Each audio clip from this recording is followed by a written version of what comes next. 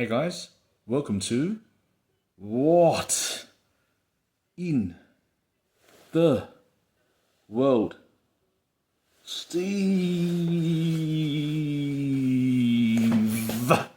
Yeah, okay. I thought I'd make it more fair for you guys because, with my, urban dialect, sometimes it would be very hard for, people that don't understand, what I'm talking about. Yeah, so with some of my stories, I should explain to you what some of these terminologies that place forth to you, to make sure you better understand, because you know, my English is really authentic.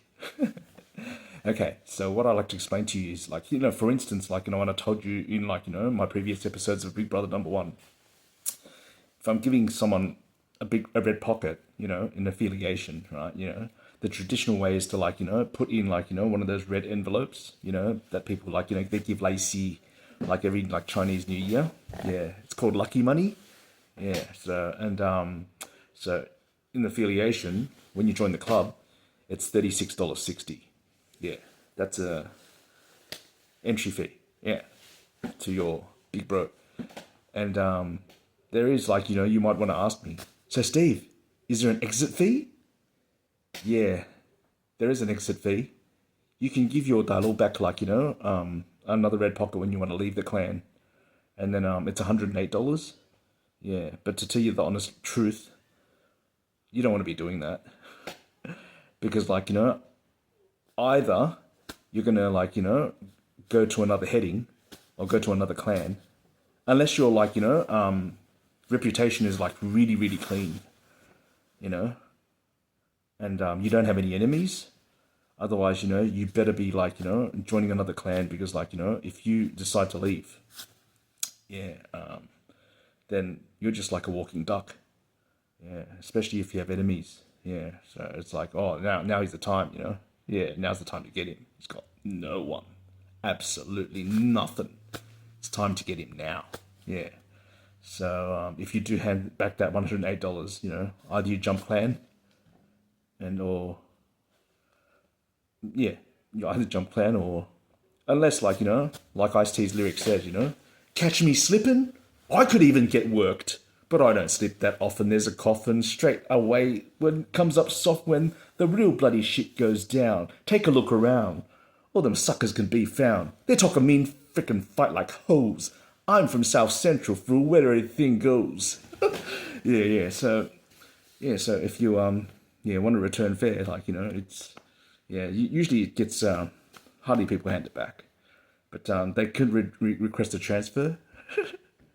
Yeah, so yeah, if you don't initial brother, you can slip and slide, but don't slip that often. It's no good for your health, trust me. But in terms of the ranking system, like I told you, when my current big bro took me in, the first big bro, I didn't even have to lift a finger or say anything to him because from then on when I got accepted by my big bro, I jumped 3 ranks. Yeah, so I jumped above him and his Dailo and then that one. So yeah, I jumped 3 ranks.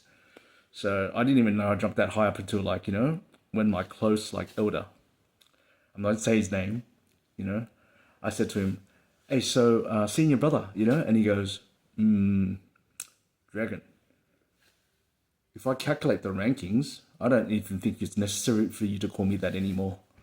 And then I said, "Look, man, that's the outside world.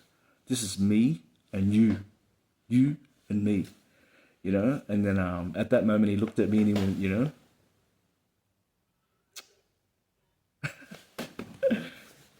who you are. And if you watch enough of my episodes, it's that guy. Yeah, the one that I won't say it, so you guys won't guess too hard. But he's my Guanxi, he's my general. Any advice on topics of the ranking system or how everything works, he explains it very clearly to me, Yeah, and he's my advisor.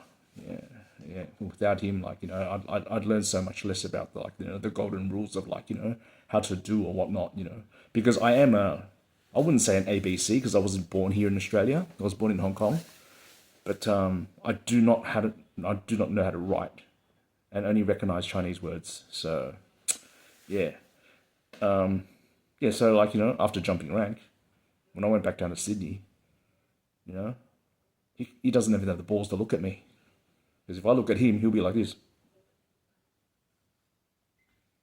Yeah, coward. But yeah. So like, I hope I explained that to you a bit well, and hope you understand it a bit more. If you have any questions, you can like put a comment or two. Yeah, because I remember like doing Ato Heng's version, my brethren. Yeah, like and Zhou Manfeng's version, like Wen Feng Chiu, like they said, oh, can you please do a Chinese version, and then like I did. I went out of my way to like do a Chinese version, but obviously because I have to do the world, and we're in the colloquial colony of like English, I had to do it for like the international audience first in order to like dig my way in, But yeah, I hope it explains a bit of how like the underground works, and yeah, that's how the yeah, that works. Yeah, but yeah, but listen further on and stay tuned, and you'll probably get some more info. Okay, so I hope you like today's like night shopping advisory session of the backdrops of how the system works, because like it's a jungle out there in the enchanted forest. Gongwu. Okay, guys, have a lovely night shopping. If you do night shopping anymore, I just keep saying it because I'm, this is the 80s and I'm with the ladies, you know what I mean? I'm so old school, But I know that like these days, you can shop anytime, and you can even shop online. You probably don't even go shopping anymore. Probably gets delivered to you. Yeah, and I've done that in my marketing project. Didn't have the connections, I've done the smart card.